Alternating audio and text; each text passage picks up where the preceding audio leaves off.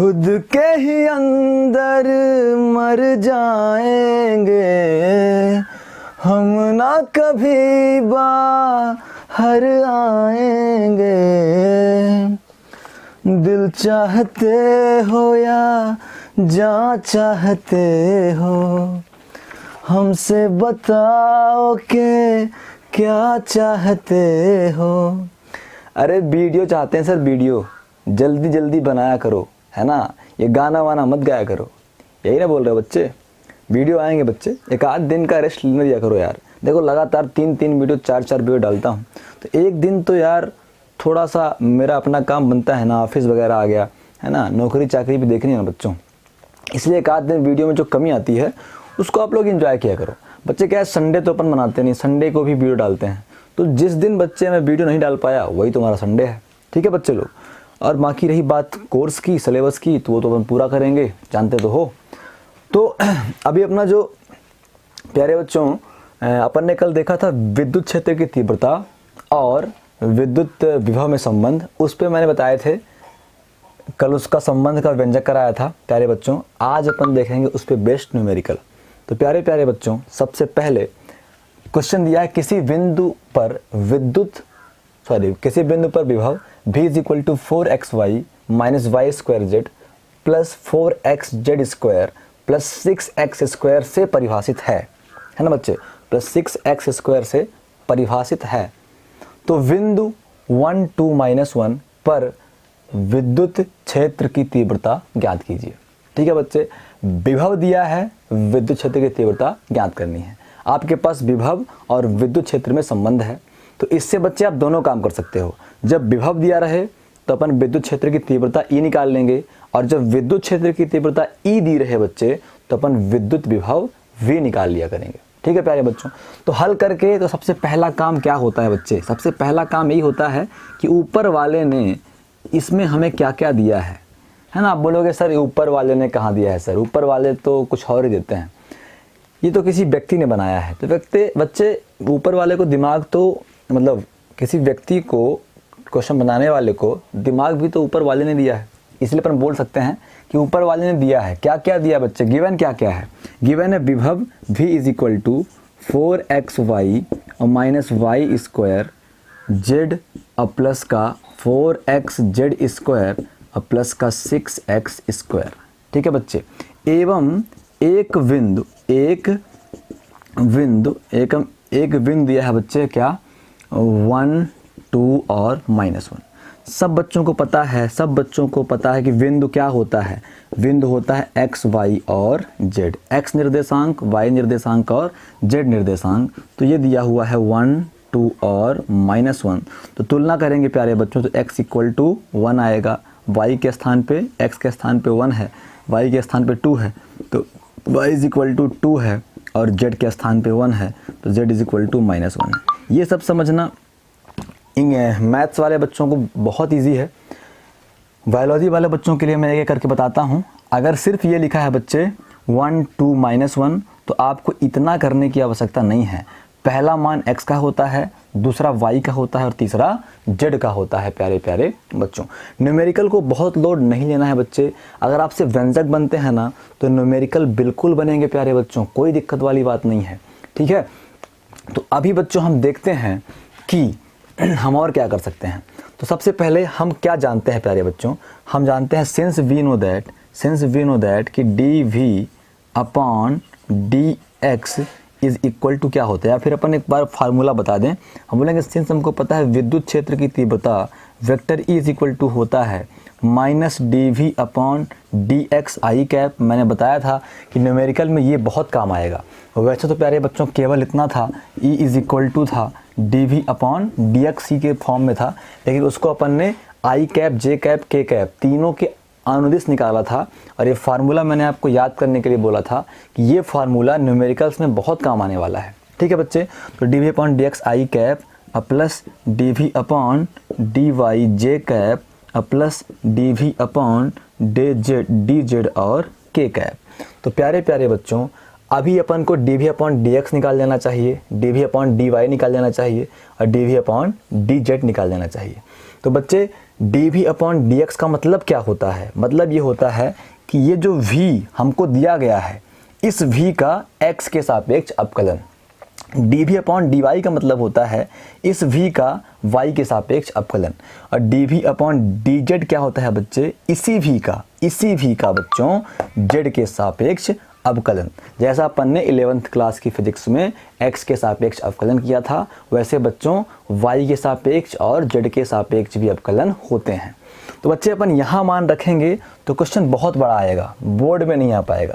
इसलिए क्या करते हैं बच्चों, इसको इक्वेशन नंबर फर्स्ट कर लेते हैं और D we upon D X, D we upon D Y और D we upon D Z बच्चों निकाल लेते हैं अलग से। ठीक है प्यारे बच्चों, तो अभी अपन बोलते हैं अतः, क्या बोले बच्चे? अतः d we upon D x is equal to, बच्चे डी अपॉन डी एक्स लिखा है तो लिखे रहने दो, v के स्थान पे v का मान रख दो बच्चे। v का मान क्या है? v का मान है 4xy अब minus y square z. Question बिल्कुल मिस्टेक ना करें, ये आंसर मिस्टेक आएगी, वाई स्क्वायर जेड ही है। अब प्लस 4xz स्क्वायर अब प्लस 6x स्क्वायर। ये हो गया प्यारे बच्चों। अब अवकलन का रूल जानते हो, ये अंदर जाएगा और सबका अलग अलग अवकलन करेगा। तो d अपॉन डी एक्स बच्चे 4xy के साथ minus d upon D x y square z के साथ अब plus d upon D x 4xz square के साथ अब plus d upon D x 6x square के साथ। बच्चे इतना विधिवत नहीं करना है, अवकलन आपको डायरेक्ट आना चाहिए, लेकिन चूंकि वायो वाले बच्चे और बच्चियां भी वीडियो देख रहे हैं तो उन्हें नफरत ना हो जाए न्यूमेरिकल से, इसलिए बच्चों मैं करा रहा हूं। बच्चे फिजिक्स के न्यूमेरिकल से आपको बिल्कुल नफरत नहीं होनी चाहिए, है ना, क्योंकि फिजिक्स के न्यूमेरिकल बहुत इंपॉर्टेंट हैं। और अभी जो बच्चे पुराने बैच के JEE का पेपर दे के आए हैं उनसे बहुत हद तक तो मैथ के क्वेश्चंस बन गए हैं प्यारे बच्चों, लेकिन फिजिक्स और केमिस्ट्री में बहुत बड़ी प्रॉब्लम है। तो इसलिए अगर कर सकते हो बच्चे तो बेहतर करो, और अगर नहीं करना है तो फिर मत करो, क्योंकि ऐसा पढ़ लिख के अपने को नकारा नहीं बनना है कि अपन किसी एग्ज़ाम में बैठ ना पाएँ, किसी एग्ज़ाम में कुछ कर ना पाएँ। तो नकारा बनने से अच्छा है बच्चे कि वो फिर बने ही नहीं। करो तो बेहतर करो, नहीं करना है तो मत करो। मात्र एग्ज़ाम की दृष्टि से अगर आप फिजिक्स पढ़ते हो तो फिर तो यार परीक्षा बोझ उठा के मार सकते हो 80-90 नंबर। ठीक है, तो आगे बढ़ते हैं अपन। तो बच्चे क्या होता है, कांस्टेंट जो है वो बाहर जाते हैं, सबको पता है। तो प्यारे बच्चों ध्यान से पता हो आपको कि जो 4 है, कांस्टेंट क्या होता है अवकलन में? जिसके सापेक्ष अवकलन हो रहा है उसके अलावा सब अचर हैं। ठीक है बच्चों, तो अवकलन x के सापेक्ष हो रहा है तो x के अलावा सब अचर हैं, सब कांस्टेंट हैं, इनको बाहर करो तो बच्चे 4y बाहर जाएगा और d upon D x x बस का अवकलन होगा माइनस। और जब बच्चे x हो ही ना, जब जिसके सापेक्ष अवकलन कर रहे हैं वो हो ही ना, केवल अचर हो, तो अचर का अवकलन 0 होता है बच्चों। अचर का अवकलन क्या होता है? 0 होता है। मैं यहाँ लिख रहा हूँ, सिंस वी नो दैट अगर d upon D x constant into F of x हो तो बच्चे कॉन्स्टेंट अचर बाहर जाता है और एफ ऑफ एक्स का अवकलन हो जाता है। लेकिन प्यारे बच्चों अगर d अपॉन डी एक्स केवल कांस्टेंट हो तो उसका अवकलन क्या होता है? 0 होता है। तो प्यारे बच्चों यहाँ पे x है नहीं, मतलब ये पूरा कांस्टेंट है, तो इसका जो डिफरेंशिएशन होगा वो क्या बन जाएगा बच्चों? 0 बन जाएगा। ठीक है प्यारे बच्चों, 0 बन जाएगा। फिर ऐसे प्लस यहाँ पे 4 और z स्क्वायर कांस्टेंट हैं और x है तो ये बाहर आ जाएंगे, तो 4 और z स्क्वायर बाहर कर लो और d अपॉन डी एक्स, अंदर क्या बचेगा बच्चों? x बचेगा ओनली। अब प्लस यहाँ पे 6 बाहर कर लो तो d upon D x x square बचेगा अंदर। ठीक है बच्चों, मैं सब मिटा रहा हूँ, आप सब नोट किए रहना। बच्चों बहुत ही आराम से अपने को पढ़ना है, बहुत जल्दबाजी नहीं करनी। मैंने देखा है बहुत सारे बच्चे बहुत जल्दी आंसर लाने का प्रयास करते हैं। इतनी जल्दबाजी किस चीज़ की? शांत मन से काम करो, है ना। फिर जब आप किसी चीज़ की तैयारी करोगे वहाँ आपको वैसे भी शॉर्ट ट्रिकें बताई जाती हैं। तो ये समय जो है थोड़ा सा, पहली बार तो जब पढ़ो आप कोई भी चीज़ तो बढ़िया विधिवत तरीके से पढ़ने का प्रयास हमें करना चाहिए। फिर उसके बाद शॉर्ट ट्रिक वगैरह तो बड़े बड़े टीचर हैं वो बताते ही हैं। तो प्यारे बच्चों हमारे d we upon D x, अब बहुत सारे फार्मूले हमें अप्लाई करने हैं। जैसे क्या क्या? Since we know that d upon D x, x का अवकलन बच्चे 1 होता है। सबको पता होना चाहिए अवकलन के फार्मूले। नहीं पता है तो मैं अवकलन का जो मेरा इंट्रो बेसिक वाला वीडियो है उसका मैं लिंक आई बटन में लगा दे रहा हूँ। आप बायो वाले बच्चे भी एक बार वो वीडियो ज़रूर देख लेना, क्योंकि बायोलॉजी वालों बच्चों को भी अवकलन के नॉर्मल क्वेश्चन तो आने चाहिए। बड़े क्वेश्चन नहीं मिलते हैं लेकिन नॉर्मल क्वेश्चन मिलते हैं। तो हो सकता है आप 11th में अच्छे से ना पढ़े हो, तो मैं आई बटन में डिफरेंशिएशन का बेसिक क्लास वाला वीडियो डाल दे रहा हूँ बच्चे, आप सब लोग ज़रूर देख लेना प्यारे बच्चों। तो d/dx = 1 हो गया। उसके बाद प्यारे बच्चों एक और फार्मूला होता है d/dx, x पावर n होता है nxn-1।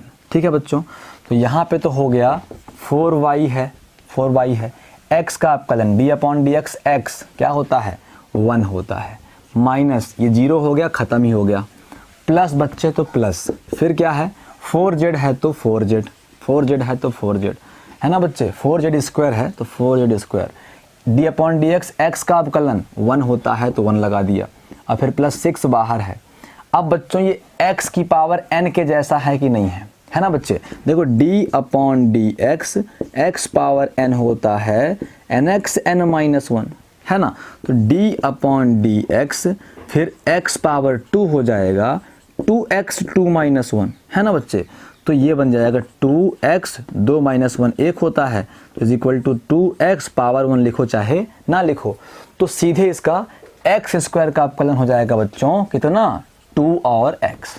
ठीक है, अब इसको एक बार व्यवस्थित कर दें तो dv/dx is equal to 4y plus 4z² plus 6 दूनी 12x। मिला ले बच्चे, जो मैंने सॉल्व किया है वो सही है कि नहीं है। 4y plus 4z² plus 12x बिल्कुल सही चल रहा है प्यारे बच्चों, मिस्टेक ना हो, नहीं तो फिर परेशानी हो जाएगी। ठीक है बच्चों, अब देखो ये dv/dx आ गया। क्या आ गया बच्चों, dv/dx आ गया। हमें जो विद्युत क्षेत्र की तीव्रता है वो एक दिए गए बिंदु पर निकालनी है। बच्चे क्वेश्चन उठाओ, और बिंदु क्या दिया हुआ था, बिंदु दिया हुआ था बच्चे 1 है ना बच्चों, 1 और 2 और -1 पर, मतलब कि हर पॉइंट पर मुझे विभव निकालना पड़ेगा, हर पॉइंट पर मुझे विभव में परिवर्तन निकालना पड़ेगा, dv/dx निकालना पड़ेगा। तो dv/dx तो निकाल लिए, लेकिन उस पॉइंट पर क्या होगा बच्चे, तो हम बोलेंगे बिंदु है ना, बिंदु 1 2 और -1 पर, बिंदु 1 2 और -1 पर। तो प्यारे बच्चों बिंदु 1 2 -1 का मतलब है x बराबर 1, पहले मैं लिखवा चुका हूँ, y बराबर 2 और z बराबर -1। मैथ्स वाले बच्चों को कम दिक्कत होगी, बायोलॉजी वाले बच्चे ऐसा समझें कि जब भी इस बिंदु की बात करें, आप किसी बिंदु की बात करें, इसका मतलब कि जो भी आपका समीकरण है उसमें इस बिंदु को रखें। इस बिंदु को रखने का मतलब ये है कि इस समीकरण में x के स्थान पे 1 रखें, y के स्थान पे 2 रखें और z के स्थान पे -1 रखें। तो जब भी मैं बोलूँ बच्चे बिंदु इतने पर, तो बन जाएगा dv/dx is equal to 4 × y बराबर क्या है बच्चों 2 है ना। देखो x y और z, तो y के स्थान पे 2 है तो y के स्थान पे 2 कर दिया, अब प्लस 4 × z के स्थान पे क्या है बच्चे -1 है, तो z² -1 का स्क्वायर, प्लस 12 × x के स्थान पे क्या है बच्चे 1 है तो 1 कर दिया। तो प्यारे प्यारे बच्चों यहाँ से मुझे dv/dx मिल गया 4 दूनी 8 और प्लस -1 का स्क्वायर क्या होगा बच्चों +1 ही होगा, फिर 4 का 1 से गुणा 4 ही होगा, अब प्लस हो गया बच्चों 12। तो यहाँ से मुझे dv/dx मिल गया 12 8 20 4 24। ध्यान रखना बच्चों ये सब वैल्यू हमें लास्ट में रखनी है, तो एग्जैक्ट 24 नोट्स वाले में भी आ रहा है। तो प्यारे प्यारे बच्चों अब अपन चलते हैं dv/dy निकालते हैं। dv/dx हो गया, dv/dy चाहिए और dv/dz चाहिए। तो अगर आप सब मुझे अनुमति दो तो मैं अवकलन की प्रोसेस को थोड़ा सा तेज कर लूँ, इस बार अगर समझ में आ गया हो तो, है ना बच्चों। तो अभी अपन देखते हैं प्यारे बच्चों कि dv/dy क्या हो सकता है। तो बच्चे d/dy रखते हैं, d/dy रखते हैं, और v क्या है प्यारे बच्चों, v तो भूल गया मुझे, v तो क्या है, लेकिन मेरे पास मोबाइल में पड़ा है क्वेश्चन क्या आपकी नोट्स ही पड़ी हुई जो मैंने आपको नोट्स दी है, और बच्चे लोग आप सब बता देना कि नोट्स सही बनी है या नहीं बनी है, समझ में आ रहा है नोट्स जो मैंने दिया है कि नहीं आ रहा है। ठीक है प्यारे बच्चों, मुझे पता है कि बहुत सारे बच्चे कोचिंग जाते हैं फिजिक्स में, सब बच्चों को मेरी आवश्यकता नहीं है, लेकिन कुछ अब एक आध ऐसे बच्चे जुड़ गए हैं कि जिनकी वजह से भी मुझे फिजिक्स के वीडियो बनाने पड़ते हैं। तो जितने लोग देख रहे हो कोचिंग कहीं नहीं जा रहे हो बच्चे, सिर्फ मेरा सवाल उन लोगों से ही है कि नोट्स ठीक बनी है कि नहीं बनी है। अगर ठीक ना बनी हो बच्चों तो फिर मैं इसको टाइप कराऊँ कंप्यूटर में और ईजी कराऊँ, है ना, क्योंकि देखो इतना करना बच्चे बहुत कठिन है। तो अगर आपको ऐसा लगता है कि अभी नोट्स को और मज़ेदार सर आप बना सकते हो तो फिर मुझे एक लड़का रख के उसको टाइप करवाना पड़ेगा। लेकिन हाँ, उससे बहुत फ़ायदे होंगे। अगर मैं एक लड़का वास्तव में रख लिया तो उससे फिर बहुत इजी होगा, वीडियो भी जल्दी आएंगे और नोट्स भी कंप्लीट होगा, है ना। लेकिन उसका कुछ 3000 4000 जो भी है, 3000 में बच्चे मिल जाते हैं आजकल, मान लो 4000 रुपये मुझे मंथली देना पड़ेगा, पे करना पड़ेगा। तो फिर अगर हम सोचे भी अपन, तो अगर अपन 60-70 बच्चे भी पढ़ रहे हों तो मेरे हिसाब से 20-20 30-30 रुपये पर बच्चे के पे आएगा। चलो 1000 मैं कर दूंगा अपनी तरफ से, बच्चे का 3000, तो मेरे हिसाब से वही अगर आप 50 बच्चे पढ़ रहे हो तो 20-20 रुपये पर मंथली आपको देना पड़ेगा। लेकिन सही नहीं लगता मुझे कि आपसे पैसे लेके आपको पढ़ाए जाएं। तो फिर देखते हैं, जैसा विचार होता है। अभी पढ़ा रहा हूँ, इस चैप्टर का तो हो ही गया है। अगर आप लोग और बेटर चाहते हो फिजिक्स कि और जल्दी वीडियो आएँ और नोट्स प्रॉपर आपको टाइपेड मिले या फिर इससे अच्छी नोट्स मिले, भले हैंड रिटन ही मिले, है ना, टाइप नहीं भी कराओ, चाहे मुझे ही कुछ सब कुछ करना पड़ता है बच्चे, मुझे ही मैथ पढ़ाना है 11th का, मुझे ही मैथ पढ़ाना है 12th का, मुझे ही वीडियो एडिट करने हैं, मुझे ही वीडियो अपलोड करने हैं, मुझे ही ऑफिस जाना है, तो सारे काम मैनेज नहीं हो पाते। लेकिन जितना चल रहा है उतना मैं मैनेज कर लूँगा। अगर इससे बेटर अब आप चाहते हो कि सर जैसे बड़े बड़े कोचिंगों में बढ़िया टाइप वाले नोट मिलते हैं, है ना, और JEE के क्वेश्चन वाले नोट्स मिलते हैं, नीट वाले नोट्स मिलते हैं, तो अगर आपको उतना तक जाना है बच्चे तो फिर आपको मुझे 20 रुपये पर मंथ देने पड़ेंगे, क्योंकि 4000 तो कम से कम एक बच्चे के पीछे, जिस लड़के को आप बिठाएंगे कंप्यूटर में उसको तो 4000 मंथली देना पड़ेगा। 4000 में से 1000 रुपये मैं दे दूंगा बच्चे, है ना, और 3000 आप सब मिलकर, अगर 50 बच्चे भी हो पढ़ रहे हो तो 20-20 रुपये करोगे, 3000 रुपये हो जाएंगे, है ना। ना हो पाएंगे क्या? नहीं हो पाएंगे। 30 रुपये तब भी होगा, कुछ भी है, मतलब बहुत कम आएगा, मतलब जितना भी आएगा 30 रुपये 35 रुपये महीने का हिसाब नहीं लगा रहा हूँ मैं। हिसाब इसलिए नहीं लगा रहा हूँ बच्चे क्योंकि मेरे दिमाग में कभी था नहीं, अभी जस्ट थॉट आई तो बता दिया। आप ये मत समझें सर पैसे ले रहे हैं, पैसे बिल्कुल नहीं ले रहे हैं, अब तक नहीं ले तो अब क्या लेंगे, कब क्या लेंगे। और अगर ऐसा ही चलना है ठीक है तो ऐसा ही चलता रहेगा। हमें सिर्फ फीडबैक की आवश्यकता थी तो मैंने आपसे पूछ दिया। आप लोग लोड मत लेना कि पैसा मांगे लागे, अरे पैसा ना मांगेंगे यार, मैथ में कहाँ मांग रहे हैं, ये क्या एक्स्ट्रा वर्डन पड़ रहा है ना, इसलिए थोड़ा सा बोल दिए। क्योंकि मैं सोच रहा था कि एक बच्चे को बैठाएं क्या, वो नोट्स तैयार करे, मैं वीडियोस बना दूं, वो एडिट करके अपलोड करता रहे। ठीक है प्यारे बच्चों, एक दिन केवल सोचा था, फिर दिमाग में कुछ 4000 रुपये मंथली कौन देगा।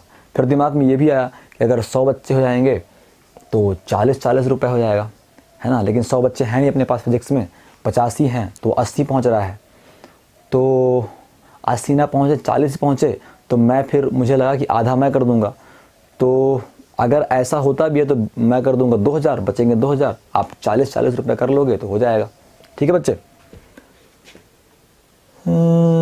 ठीक है। अभी देखो अपन फिलहाल यहाँ चलते हैं, अभी तो गाड़ी चली रही है, ये वाला यूनिट तो पूरा चली जाएगा, अब तो बन गया इसका नोट्स। तो प्यारे बच्चों dv/dy is equal to d/dy 4xy minus y square z और प्लस वाई स्क्वायर जेड और प्लस क्या है बच्चों 6x²। प्यारे बच्चों मुझे बदनाम मत करना, मैं पैसे बिल्कुल नहीं मांग रहा हूँ आपसे, सिर्फ एक चर्चा करी मैंने और बेटर करने के लिए फिजिक्स को, क्योंकि बहुत सारे बच्चे तो कोचिंग जाने लगे हैं, लेकिन कोचिंग जाने में रिस्क है यार। अपन यहीं पे फिजिक्स को और बेहतर कर सकते हैं। ये एक थॉट आया पढ़ाते पढ़ाते तो मैंने आपसे कह दिया। ये मत बदनाम करना कि धीरज सर भी पैसा मांगने लग गए, धीरज सर कभी पैसा नहीं मांगते। पुराने विद्यार्थी जो हैं इस पे ज़रूर कमेंट करेंगे कि जो मुझसे पढ़ चुके हैं, कई सालों से पढ़ रहे हैं, वो जानते हैं कि ये व्यक्ति निःशुल्क ही पढ़ाना चाहता है और बच्चों का प्यार पाना चाहता है। पैसे के लिए तो बिल्कुल मैं यहाँ हुई नहीं बच्चे, अगर पैसे के लिए होता तो अब तक मैं वीडियो नहीं बना रहा होता। अपना जो भावना है ये प्यारे प्यारे बच्चों के लिए है। जिस दिन ये प्यारे बच्चे सफल हो जाएंगे उस दिन मुझे मेरी सारी फीस मिल जाएगी, मुझे पता है, क्योंकि बच्चों की सफलता की जो खुशी है ना वही मेरे लिए फ़ीस है प्यारे बच्चों। तो जब मैं कोचिंग में आता हूँ, कोचिंग पढ़ाता हूँ, तब कोई आपके ऊपर बोझ नहीं डालता, तो यहाँ तो नहीं डालूँगा। सिर्फ एक मन में विचार आ गया था, बच्चे लोड मत लेना इस बात का, ठीक है प्यारे बच्चों। तो 4xy minus y square z plus 6x square इतना है। तो अभी अपन को क्या करना है प्यारे बच्चों, अब ये dy अपॉन dy अंदर जाएगा। अब इस बार मैं कुछ डायरेक्ट करूँगा बच्चे, 4 है एकदम से बाहर निकालो तो d अपॉन, अच्छा अब बच्चों y के सापेक्ष अवकलन हो रहा है, y के सापेक्ष, फिर से बोल रहा हूँ बच्चे, पैसे नहीं मांग रहा हूँ, बदनाम मत करना मुझे। तो d अपॉन dy है ना। अब y के सापेक्ष अवकलन हो रहा है, y के सापेक्ष अवकलन हो रहा है प्यारे बच्चों। तो क्या करेंगे अपन ये करेंगे कि y के अलावा सब अचर होंगे, कोई संख्या है वो भी अचर और x भी अचर, z भी अचर, सिर्फ y का अवकलन होगा। तो संख्या x z को बाहर निकालो, y उसको रहने दो, तो इसका इसके साथ अवकलन कर दो, तो d upon D x 4xy minus d upon D x y square z plus d upon D x 6x square. बच्चे अवकलन सीखो, बायोलॉजी वाले बच्चे भी अवकलन सीखो, आई बटन पे जाओ आज और एक आध वीडियो उसके देखो प्यारे बच्चों। तो इज इक्वल टू बच्चे, ओहो डी अपॉन डी वाई है, साला पैसा की बात आई ना कि दिमाग घूम गया। देखो पैसा की, इसलिए पैसे की बात नहीं करता कभी मैं, निःशुल्क पढ़ाने में मुझे जो मज़ा है वो कहीं नहीं है। अब आ गई बात, दिमाग घूम गया। तो प्यारे प्यारे बच्चों अब y के सापेक्ष होगा तो y छोड़ के सब बाहर, तो 4x को बाहर करो तो d अपॉन डी वाई बच्चे हो गया y, है ना, d अपॉन डी वाई हो गया बच्चों y, माइनस z को करो बाहर और d अपॉन डी वाई हो गया ये y स्क्वायर z ही है ना बच्चों, y स्क्वायर z ही तो होता है, हाँ ठीक है, z बाहर आ गया y स्क्वायर। अब प्लस यहाँ तो पूरा कांस्टेंट है बच्चे, फार्मूला आपको पता है, since we know that d upon D x constant होता है 0 और d अपॉन डी एक्स अगर कांस्टेंट इनटू किसका फॉर्म है भाई, अगर constant into f of x है बच्चे तो कांस्टेंट बाहर आता है और d upon D x f of x का अवकलन हो जाता है। ठीक है बच्चों, इतना आ गया। तो ये पूरा कांस्टेंट क्या हो जाएगा, 0 हो जाएगा। बायोलॉजी वाले बच्चे हिम्मत मत हारो यार, है ना, ये बहुत नॉर्मल कॉन्सेप्ट है अवकलन। एक बार हिम्मत करके अवकलन सही कर लो, कमेंट करो नहीं आता है तो मैं बायोलॉजी वाले बच्चों को और आराम से अवकलन करा दूंगा। एक आध क्लास बायोलॉजी वाले बच्चों के लिए अलग से डिफ्रेंसिएशन के दे दूंगा। तो अगर अवकलन बनेगा बच्चे तो आगे बहुत सारी चीज़ें बनेंगी। आपको आगे नीट की तैयारी करनी है, आपको आगे बहुत सारी तैयारियां करनी है, एनडीए की तैयारी करनी है, तो उन सब पे फिजिक्स के न्यूमेरिकल आने चाहिए बच्चे। और फिजिक्स के न्यूमेरिकल में बहुत जगह आपको अवकलन के साथ खेलना पड़ेगा। तो अगर नहीं आता है तो दिमाग से मत हारा करो। हम देखते हैं कि पूरा बच्चे न्यूमेरिकल के नाम से हार जाते हैं, जबकि न्यूमेरिकल कभी कभार व्यंजक से बहुत सरल होते हैं। तो बच्चे व्यंजक, चूँकि व्यंजक के लिए मन मजबूत है कि हम कर लेंगे तो कर ले जाते हैं, न्यूमेरिकल्स के लिए मन हारा हुआ है क्या नहीं बनेगा तो नहीं कर पाते हैं। नॉर्मल दिमाग से, ठंडे दिमाग से ये समझो कि एक सामने जो कैमरे पर खड़ा व्यक्ति है उससे हम जो बोलेंगे हमें वो समझाएगा। वो हमारा भाई है, वो हमारा कक्कू है ना, वो हमारा दादाजी है, जो भी है, ठीक है बच्चे। तो उससे हम जो पूछेंगे वो बता देगा आसानी से। वो बहुत घमंड नहीं करेगा, डांटेगा नहीं, बेइज्जती नहीं करेगा, बिल्कुल नहीं करेंगे। आपकी बेइज्जती क्यों करेंगे यार, नहीं बनता है, सिंपल सी बात है, बताएंगे। मैथ्स वाले बच्चों को आता है क्योंकि उन्होंने पढ़ा हुआ है।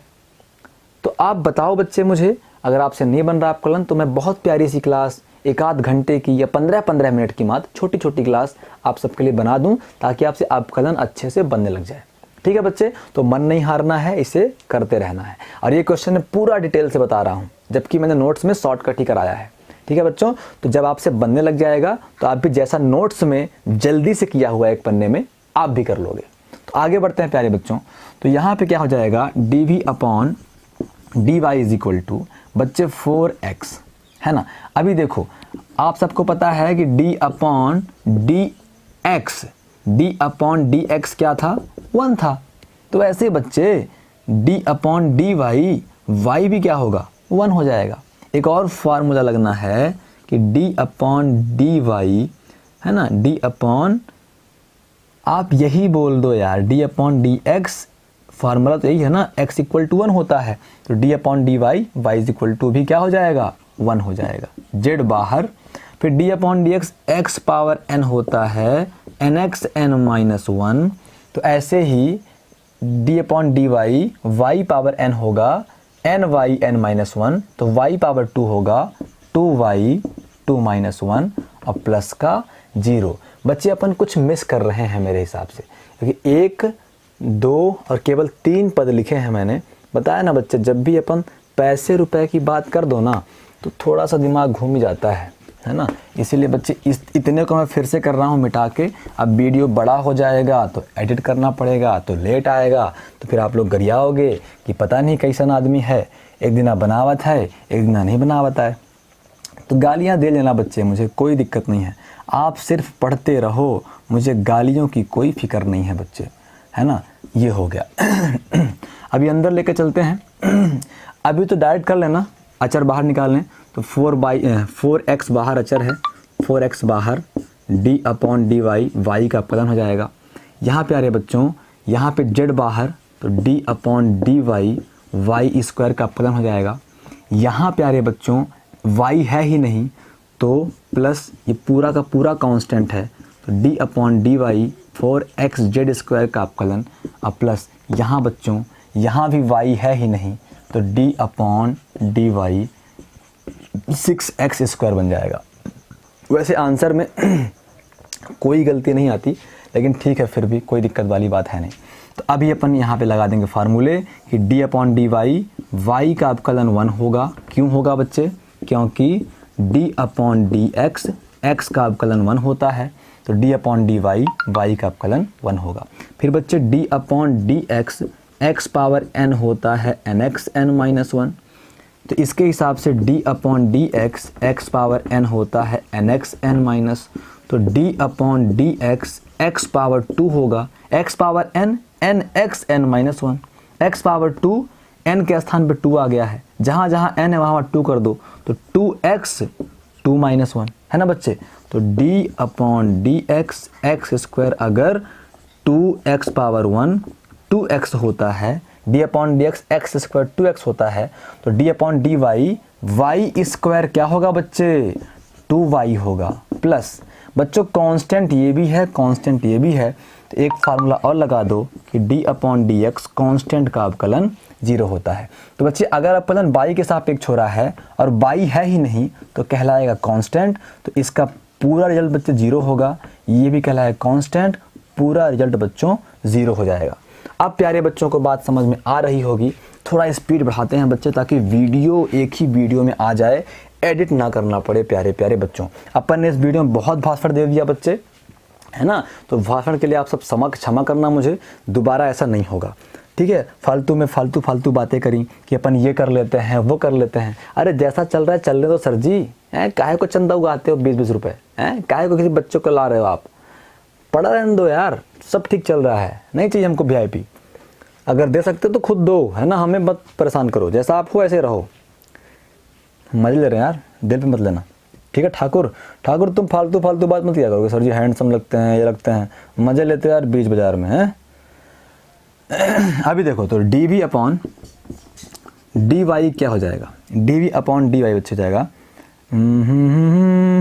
dv अपॉन डी वाई कहाँ गया, ये आ गया, ठीक है। कितना है 4x, मिला रहा हूँ बच्चे कि मैंने नोट्स में जो बोला वही है कि नहीं है, 2x और माइनस 2yz, बिल्कुल राइट है। अब हम क्या बोलते हैं, बिंदु क्या था, बिंदु फिर भूल गया, क्या था क्वेश्चन में, बिंदु था 1 2 -1, 1 2 और -1 पर। मैंने बोला बिंदु 1 2 -1 का मतलब होता है बिंदु का मान रखो, ये x है, दूसरा y है, तीसरा z है। x के स्थान पे 1, y के स्थान पे 2, z के स्थान पे -1। तो 4 इंटू x के स्थान पे 1, -2 इंटू y के स्थान पे 2 और z के स्थान पे -1।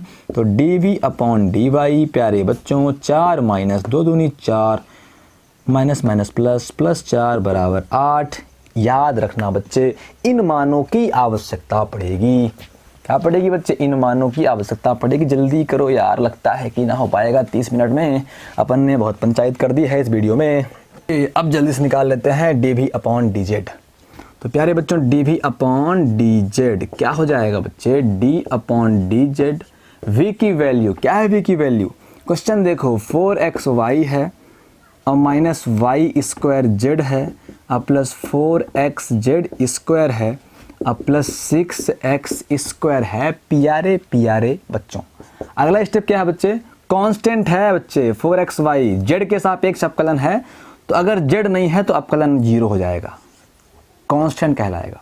अच्छा, अभी तो यार कितनी जल्दबाजी है अपने को, अभी तो ब्रैकेट लगेगा यहाँ पे और सबका अलग अलग अवकलन होगा। तो d/dz 4xy का अलग अवकलन माइनस प्यारे बच्चों कांस्टेंट बाहर भी निकालते चलो। अवकलन जेड के सापेक्ष कर रहे हो तो जेड के अलावा जो है सब कांस्टेंट है, जेड के अलावा वाई स्क्वायर है, तो वाई स्क्वायर को बाहर निकालो और d/dz जेड कर दो। अब प्लस प्यारे बच्चों जेड के अलावा 4x है, 4x को बाहर निकालो और d/dz Z square, d/dz Z square. और बच्चा पार्टी प्लस का, इसमें तो जेड है ही नहीं है, पूरा कांस्टेंट है इसका अवकलन, तो आपको पता है कि 0 ही होना है, 6x²। अब बच्चों हम क्या करेंगे? पता है क्या करेंगे प्यारे बच्चों? अब हम करेंगे बहुत ही महत्वपूर्ण चीज़, अवकलन। तो कुछ फार्मूले तो आपको पता है, since we know that d/dx constant 0 होता है और d/dx f(x) अगर कांस्टेंट का गुणा किसी फंक्शन में है तो बच्चे कांस्टेंट बाहर करते हैं और उस फंक्शन का अवकलन करते हैं। जैसे ये कांस्टेंट था बच्चे, बाहर हो गया, इसका अवकलन हो गया। अब बच्चे वैल्यू पुट करो, ये पूरा अचर है बच्चे, अवकलन हो जाएगा 0 माइनस वाई स्क्वायर।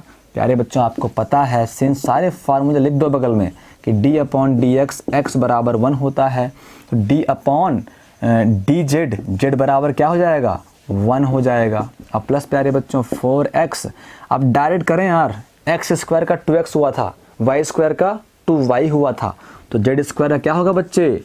2z होगा। क्या होगा? 2z होगा।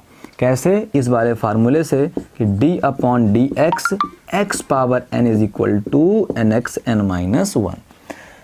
अभी प्लस ये पूरा कांस्टेंट है बच्चे, z के सापेक्ष कर रहे हो ना, z है नहीं पूरा कांस्टेंट, अवकलन हो गया 0।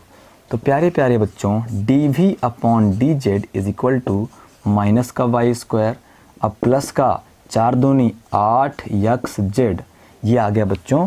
मैं नोट से मिला लूँ कि सही किया मैंने कि नहीं किया प्यारे बच्चों। माइनस का वाई स्क्वायर 8xz, ठीक है। अब बोलते हैं अपन किस बिंदु की बात करते हैं प्यारे बच्चों? बिंदु कहाँ गया? क्वेश्चन कहाँ गया? 1 2 -1 पर। 1 2 -1 का मतलब x1 y2 z-1।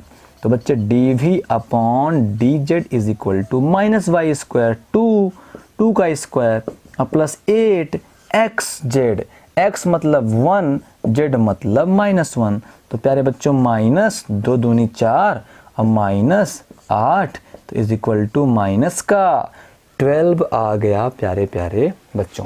तो अभी देखो इतना समय जो लगा है ना, ये नहीं लगेगा बच्चे, आपसे डिफ्रेंसिएशन बनेगा, आपकी प्रैक्टिस रहेगी बच्चे, तो नहीं बनेगा। तो बायोलॉजी वाले प्यारे प्यारे बच्चों जो मुझसे पहले साल जुड़ रहे हो, जो नहीं जानते हो, कि आप जो पूछोगे ना, जितना आसान पूछोगे ना, मैं वो बता दूंगा। तो या तो पर्सनल व्हाट्सएप में मैसेज कर दिया करो या तो कमेंट कर दिया करो कि सर जी ये नहीं समझ में आता है। लेकिन एक बार, अभी समय है बच्चे, अपने पास कितना समय है? अभी मान लिया कि सितंबर है, मान लो अभी सितंबर, अक्टूबर, नवंबर, दिसंबर, और जहाँ तक है पेपर अगर पीछे हो गया तो जनवरी, अपने पास 5 महीने का समय है। तो अपन के साथ 11th तक जो हुआ है अपन उसको पीछे छोड़ सकते हैं। भूल जाओ कि 11th में बेसिक से नहीं पढ़ा है, भूल जाओ कि 11th में न्यूमेरिकल्स पर बेस ध्यान नहीं दिया है। अभी जो है बच्चे ना, उसे अपन अच्छा कर सकते हैं। जो पीछे खराब हो गया उसकी वजह से हमारा ये वर्ष खराब नहीं होना चाहिए। तो प्यारे प्यारे बच्चों, आप बिल्कुल बहुत सही और बहुत सटीक तरीके से इस वर्ष भी पढ़ाई कर सकते हो, क्योंकि 12th की फिजिक्स से बहुत क्वेश्चन बनते हैं आगे नीट में और JEE में प्यारे प्यारे बच्चों। तो अगर आपको उस लेवल का पढ़ना है तो आप बिल्कुल निष्फिक्र होकर मुझसे बताइए, अपन पढ़ेंगे यार, कोई दिक्कत नहीं है, मैथ भी चलेगा और फिजिक्स भी चलेगा। ठीक है बच्चे, तो आगे बढ़ते हैं। फिर आगे क्या कहानी है, अब आप सब निकाल लिए तो आप ध्यान करो इक्वेशन नंबर फर्स्ट क्या था, है ना बच्चों। अब वहीं पे अपन क्या करेंगे बच्चे, वैल्यूज़ पुट करेंगे, है ना प्यारे बच्चों। हम बोलेंगे अतः समीकरण 1 में मान रखने पर, समीकरण 1 से तो बच्चे जिस समीकरण की बात किया करो ना, तो एक बार वो समीकरण लिखा करो। वो समीकरण था minus dv upon dx i cap plus dv upon dy j cap plus dv upon dz k cap. ठीक है प्यारे बच्चों, ये लिखा हमने। तो vector E is equal to minus dv upon dx, बताओ क्या है, मेरा तो सब मिट गया बच्चे, माइनस का 24 नहीं प्लस का 24 है क्या, 24 i cap plus dv upon dy क्या है बच्चे, 8 है तो 8 j cap plus dv upon dz तो मैंने अभी निकाला है -12 तो -12 k कैप। ये तो मुझे याद है प्यारे प्यारे बच्चों।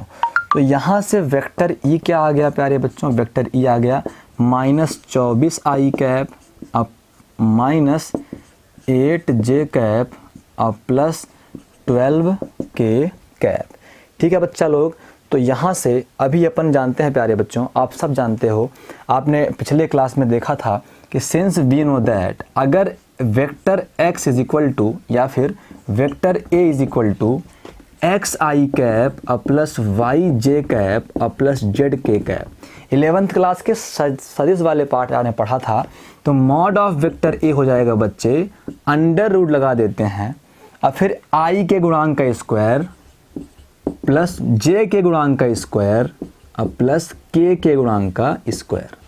मतलब अगर आपके पास वेक्टर ए हो, आई कैप जे कैप के कैप में उसका मॉड निकालना हो तो अंडर रूट लगा दो, फिर आई के गुणांक का स्क्वायर, जे के गुणांक का स्क्वायर और के गुणांक का स्क्वायर का जोड़ कर दो।